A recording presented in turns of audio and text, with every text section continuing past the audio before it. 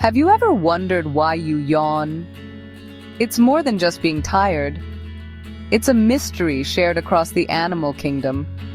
But what's really going on when we open our mouths wide? When you yawn, your brain is actually cooling down. That deep breath helps regulate its temperature.